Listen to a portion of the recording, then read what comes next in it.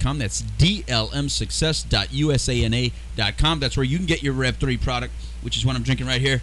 Natural energy drink. Shake it in the water. Get natural energy like that. And look at that. I got an old Tracy McGrady bobblehead. Very Chris cool, gave Louis. us Very cool. Some bobbleheads here. They kind of look like Chris.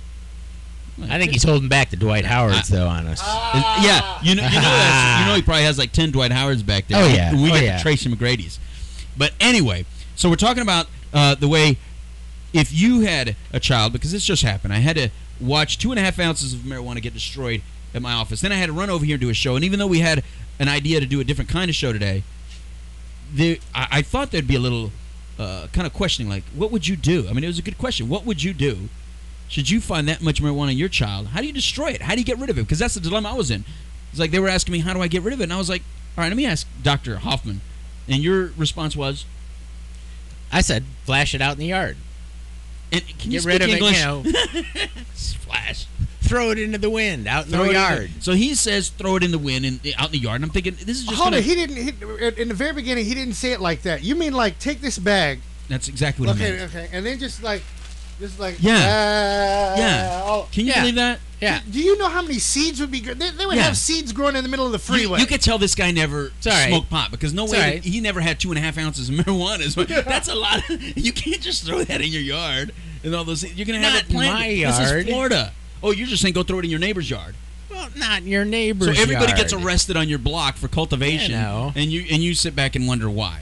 But anyway, the question was... Basically, you throw it on the median of the highway, and that gets mowed periodically, and who's going to stop by the highway and say, hey, that looks like... No, that would be kind of funny now, to have it growing in the middle of 436 and, let's say... how about 417? But look, the second you... Who's going to slow down from 65 to say, hey, I think that's, you know... But the fact that it's in your house is already an arrestable That would be a offense. good joke. That would be a good joke. I think that's a Maui Wowie growing there in the middle. Who's going to do that? Right? What do you mean who's going to do that? Every landscaper that's out there kind of knows. You know, some guy's hating his job over there, changing the flowers from the annuals, the perennials, and all that. All of a sudden he goes, what is this? He says, man, look what I found, my friend. Oh, it had to be a Mexican accent. Why you got to be Mexican, Chris? Up top. Mira nomás. He was playing the odds. Yeah. He was playing the odds. Yeah.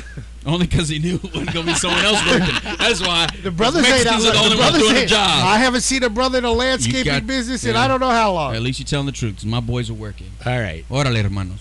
All right. So anyway, the white guys and the black guys are all chained up together. No, you guys are with the whip going like that. No. All right, go. They're on the chain gang if they're out there. Right? So anyway, so you guys are we didn't know what to do. So the parent got rid of it. But the key is like, how do you approach this? You know what I mean? And then do it correctly. Do you contact authorities? Because that is always an option. Contact authorities. That's a felony, though. How do you allow the police to come into your house and charge your child with a felony? That's a real tough decision. Yeah. And I know there's people out there that are saying, hey, that's what you have to do. So we got those people, right? The people that say, call the authorities. They're Republicans, too, I bet. And no, I mean, if your child's going into treatment, then no, I don't think you do that. Exactly. Because that just, that's like rubbing salt into wounds, and I think that's going to be adversive to treatment. That's not going to help the plan. Especially after the child comes out of treatment, or the person successfully is done with treatment, don't you think? Yeah, right. I mean, you're heaping on consequences before the fact. And then, of course, there's those parents that will steal the drugs from the kid, punish them, and then use it themselves.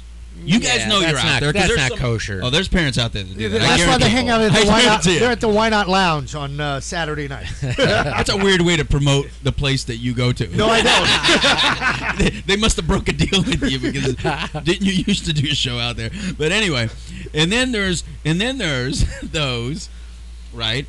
That I forgot what I was going to say. I'm thinking Why Not Lounge. And then there's those that say, all right, let's get rid of this. Let's flush it down the toilet. Let's get rid of it. Let's move forward. And this is one of those things. This is a thing that can be used therapeutically for any of you out there. Let's move forward from this. Let's search the entire house. I recommend this to everybody, first of all. If you are out there and you really want to get clean and you really want to get sober, you need to search your entire premises. Get rid of everything. This is not about the weight content of what was found. What I'm saying is you don't want things to come up later, a week, a month, a year later, get found, and then they go, look what you're doing, and then all those feelings come back into play. All that distrust comes back. because you may have built up trust in the meanwhile. And they can also end up being triggers. You're right. You're right about the trust factor, because that comes back very slowly anyway in that relationship. And they can also be triggers to the person who's now in very early recovery. Yeah. And so that's not helpful either. Yeah. And so for a lot of reasons, you're right. You should go through the house, together and say, okay, is this everything? Everything that you can remember. Everything. Because let's face it, when you're in a little bit of a haphazard condition, you may hide things in places that you don't remember the next day. That's right. All right? And you think you're out, and maybe you're not out. Maybe you're just low. Maybe your supply is just low. He sounds like somebody in a car. I'm out of gas. No, I think I'm a little low today. I'm just on red. It's just but not past red. Yes. But you know what? It's important to do that because you also, like you said, it's a trigger because you always know it's there. And some people hold on to stuff because it's hard to get rid of. Absolutely. It's just hard to throw away. Whether it's the financial value, whether it's the emotional attachment to the drug, whether it be pills, whether it be pot, whether it be cocaine, whether it be anything, whether it be your favorite pipe, your favorite straw. I don't care what it is. Sometimes you have to get through that and get rid of it because if you keep it, your disease doesn't want you to throw it away. Yeah, or it wants you to give it to a friend. What do you call that little red midget? The red midget is saying, no, don't do it. Don't do it. At least get paid for it is what it tells you. I mean, if you're going to get rid of it, give it to a friend where you can get it back or whether you can get some money from it. And that's it's the wrong way to think. Right. I don't recommend it because then it puts you in a whole other level of situation that could happen to you in a negative way. It's hard, people, sometimes because of the financial attachment to it, but it's better to just get rid of it, get cleansed, and move forward because you're already sloppy enough to get caught. And this is what I always tell everybody. If you're sloppy enough to get caught, take it as a sign that you're not supposed to be doing it. Well, and you gotta learn how to live, in an open, honest, and willing manner. And there's nothing, open and honest about, selling the last year's stuff. No. That's not honest. No. And addiction makes you sloppy and makes you dishonest. And I know, parent was saying, I don't like liars. And I'm thinking, look, when you're using it, you have to lie. You can't get this addiction without lying. Right. And this is what happens. Clients typically have other drug addictions attached to it. And it's like, look, all of it makes your parents feel, makes it difficult for your parents to trust you, makes it difficult for them to build a bond with you. They always feel like you're getting over on them, and they may become physically aggressive. They can get emotionally aggressive. They can lose a connection with you in such a way that you don't get to know your parents for the last few years you're living in that house. I mean, they're a complete different person then for the rest of your lives. And you don't want to leave your house in that way. No. You want to be like, hey, goodbye, I'm off to college, or I'm leaving, I'm getting married, or, I'm saying something nice, helpful, not get the hell out of here. No, if you've got any bridges left, you want to nurture those bridges and, repair them rather than burn them. Yeah. And that'd be the good way. You need all the support you can get going into recovery. Yeah, so make sure you search your rooms, people.